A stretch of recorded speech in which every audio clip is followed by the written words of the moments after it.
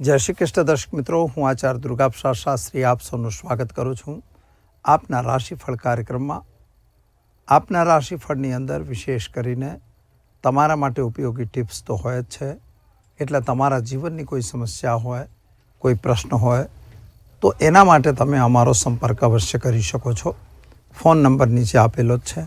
એ phone ઉપર તમે તમારી સમસ્યા જણાવશો, એનું સમાધાન અમે અમારા કાર્યક્રમમાં આપીશું. ખાસ કરીને દર્શક મિત્રો, જ્યારે વાત થતી હોય કોઈ પ્રસંગની તો પહેલાં આપણે દેવને વંદન કરીએ છીએ. એ પ્રમાણે આજના દિવસની શરૂઆત કરતાં પહેલાં આપણે વંદન કરીશું આપણી કુળદેવી માતાને. નમો દેવી મહાદેવી મહાઘોર પરાક્રમી મહાભય વિનાશની કુલદેવી નમોસ્તુતે. માતાના ચરણોમાં વંદન કરી અને જોઈએ આપણે આજનું શું કહે છે પંચાંગ. આજે વિક્રમ સંવત 2080, શક સંવત 1945 અને વીર સંવત 2550. તારીખ છે આજે 25મી જાન્યુઆરી 2024 અને પોષ શુદ્ધ આજે પૂર્ણિમા તિથિ છે. 23:25 સુધી રહેશે. ત્યારબાદ પ્રતિપદા તિથિનો પ્રારંભ થશે. નક્ષત્ર આજે પુનર્વસુ રહેશે, જે 8:15 સુધી છે. ત્યારબાદ પુષ્ય નક્ષત્રની શરૂઆત થશે. એટલે આજે ગુરુ પુષ્ય અમૃત યોગ કહી શકાય, જે સોનું ચાંદી ખરીદવા માટે યોગ્ય મુહૂર્ત ગણાય છે. તો લોકો આમાં ખરીદતા પણ હોય છે. યોગ આજે વિષકુંભક રહેશે 7:32 સુધી. ત્યારબાદ પ્રીતિ યોગ રહેશે. કર્ણ વિષ્ટિ રહેશે 10:35 સુધી અને ત્યારબાદ પાલવકરણની શરૂઆત થશે. આજે રાશિ જે છે કર્ક રહેશે, એટલે કે ડ અક્ષર ઉપર નામકરણ કરવામાં આવશે. જે જાતકો આજે જન્મી રહ્યા છો અથવા જેનો જન્મદિવસ છે તે તમામને અમારા ચેનલના પરિવાર તરફથી ખૂબ ખૂબ હાર્દિક શુભકામનાઓ. તમારું જીવન ઐશ્વર્યમય રહે એવી અમારી ભગવાનને પ્રાર્થના. તો દર્શક મિત્રો, આ તો આપણે જોયું આજનું પંચાંગ. ચાલો હવે જોઈ લઈએ આજનું રાશિફળ. શરૂઆત પહેલાં આપણે કરીશું મેષ રાશિથી, અલય અક્ષરથી જેનું નામ શરૂ થાય છે તેમના માટે. તમારા ગ્રહો અને ગોચરની સ્થિતિ પ્રમાણે જો જોઈએ તો કામકાજ સફળતાપૂર્વક પૂર્ણ થશે. નવા કાર્યોની શરૂઆત પણ સારી થશે. મનની અંદરના ઉચાટ જે હતા એમાં રાહત મળશે, પરંતુ કેટલાક કાર્યો તમારા બગડે એવી સંભાવના છે. સરકારી કામકાજમાં થોડી તકલીફ પડે એવા સંકેતો દેખાય છે. નાની મોટી યાત્રા પર જવાનું થઈ શકે છે. વિદેશ યાત્રા વગેરેની ફાઇલો ક્લિયર થશે. નોકરી વગેરેમાં પ્રમોશન પણ મળશે. શું કરશો તમે? તો આજે તમારે ઘરે એક ઘીનો દીવો કરો. ઓમ હરિમ નમઃ મંત્રનો જાપ કરી દિવસની શરૂઆત કરો. સારો દિવસ જશે. ચાલો દર્શક મિત્રો, હવે જોઈએ આપણે વૃષભ રાશિ, બબૌ અક્ષરથી જેનું નામ શરૂ થાય છે તેમના માટે. તમારા ગ્રહોની સ્થિતિ પ્રમાણે જો જોઈએ તો સમય તો એકંદરે સારો અને ઉત્તમ દેખાઈ રહ્યો છે. કામકાજમાં પણ તમને સફળતા સારી મળતી હોય એવા સંકેતો પણ ગ્રહો આપી રહ્યા છે. ખાસ કરીને આજના દિવસે તમારા પરાક્રમની વૃદ્ધિ થતી હોય એવા યોગો છે. ભાગ્ય પણ તમને સાથ આપશે. માતા અને પિતાની વચ્ચેના સંબંધો સારા રહેશે. નોકરી વગેરેમાં પ્રમોશન મળે એવી સંભાવના છે.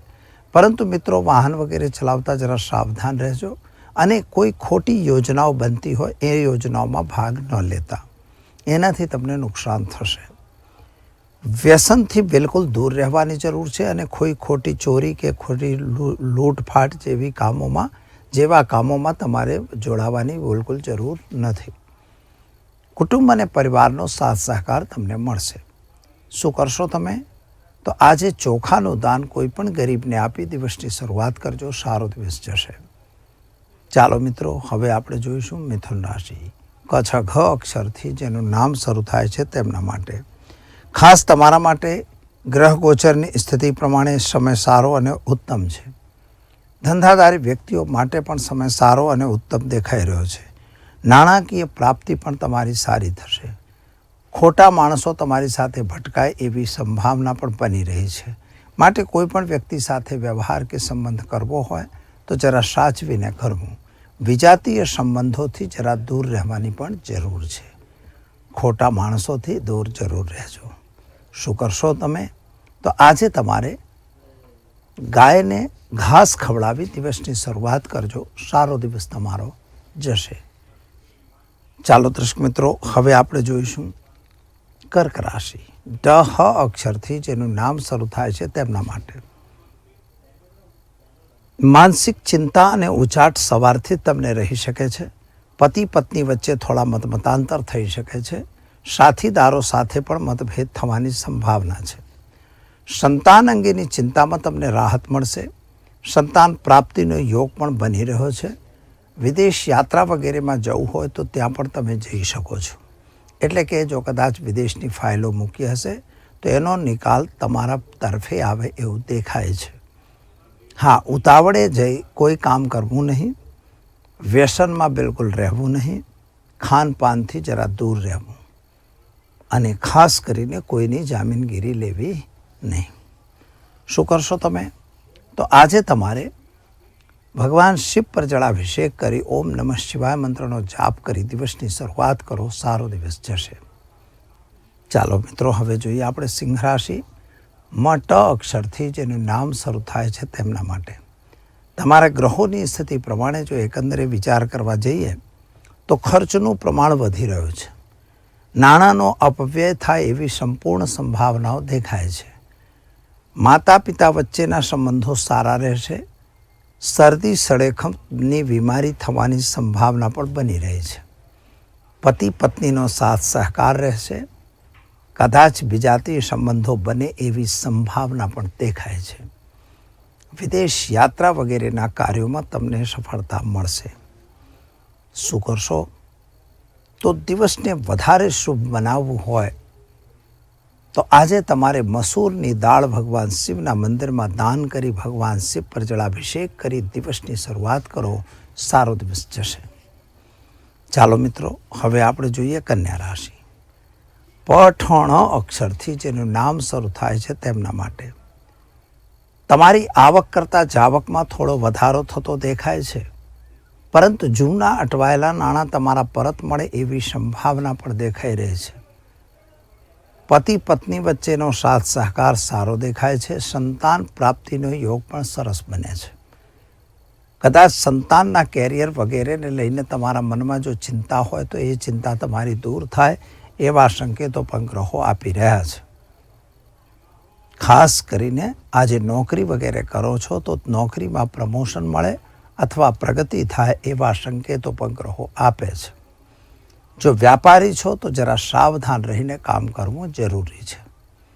શું કરશો તમે? તો આજે તમારે ઘીનો દીવો ઘરે કરો. એક ગરીબને ભોજન આપી દિવસની શરૂઆત કરો. સારો દિવસ જશે.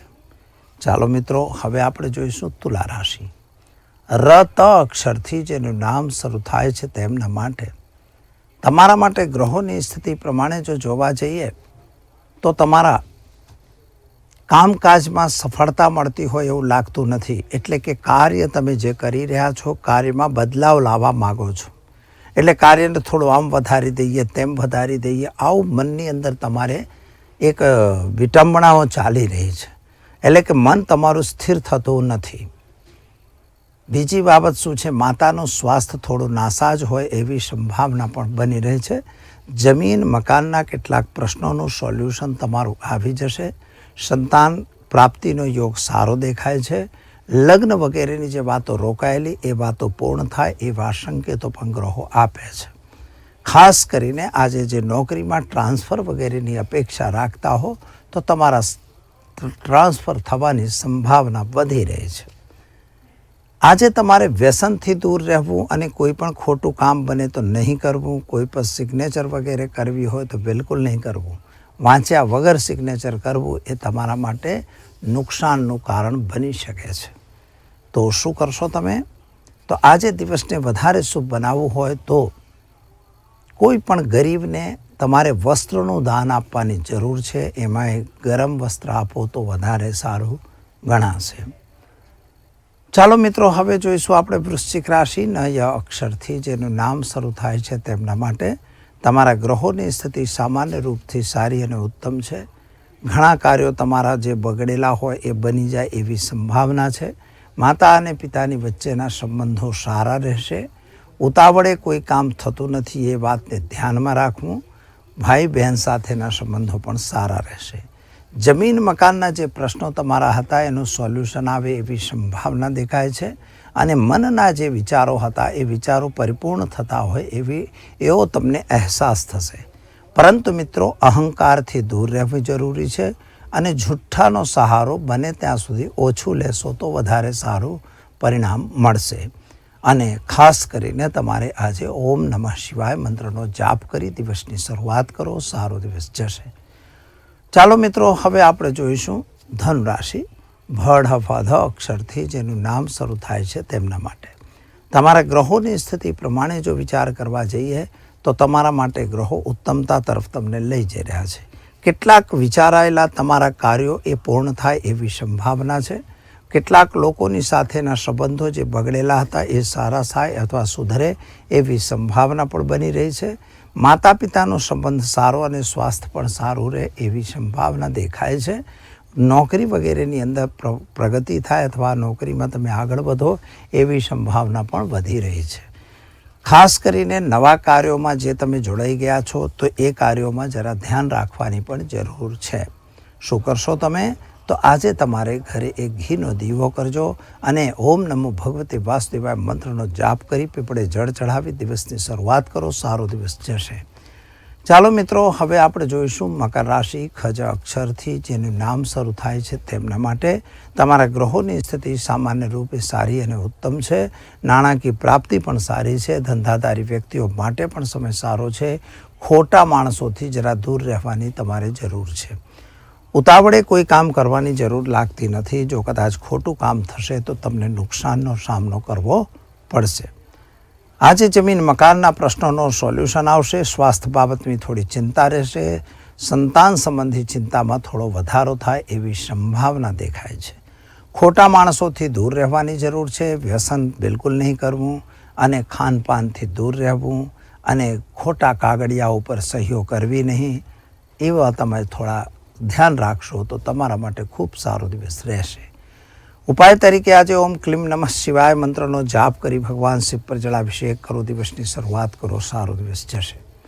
ચાલો મિત્રો, હવે જોઈએ આપણે કુંભ રાશિ. ગશ અક્ષરથી જેનું નામ શરૂ થાય છે તેમના માટે તમારા ગ્રહોની સ્થિતિ એકંદરે સારી અને ઉત્તમ છે.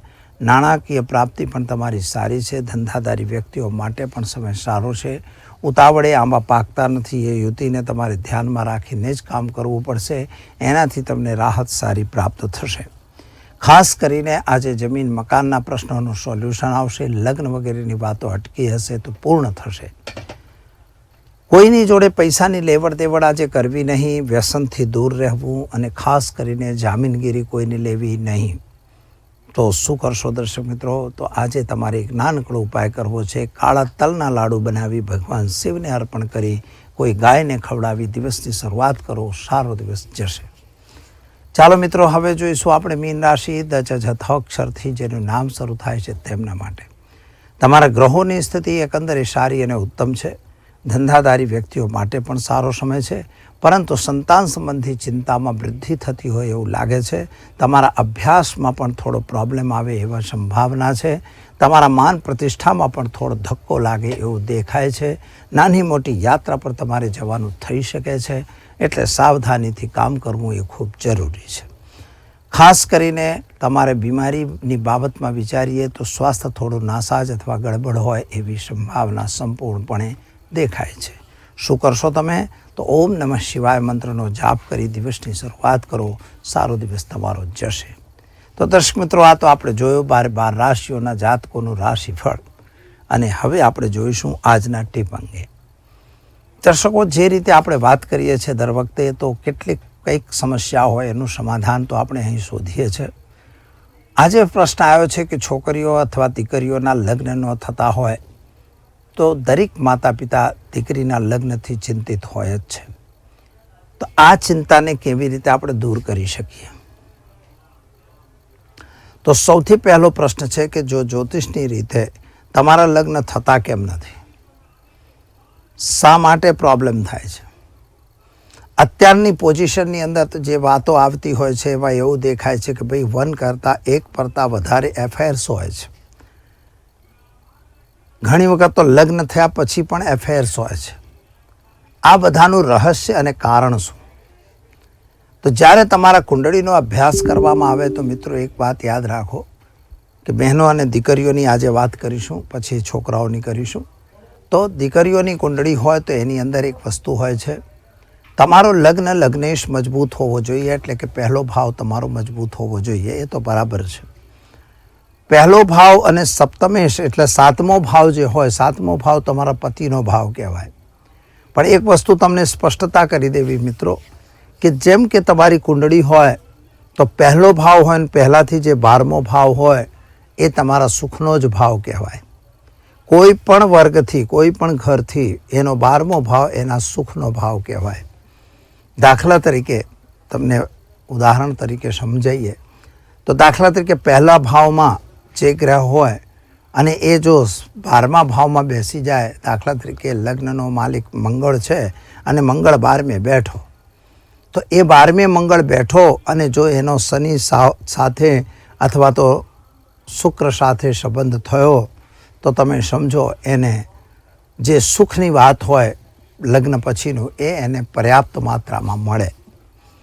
અહીંયા 7મા ભાવથી જ્યારે 8મા ભાવને જોવામાં આવે તો 8મો ભાવ પણ મેરિટિકલ સુખનો ભાગ છે.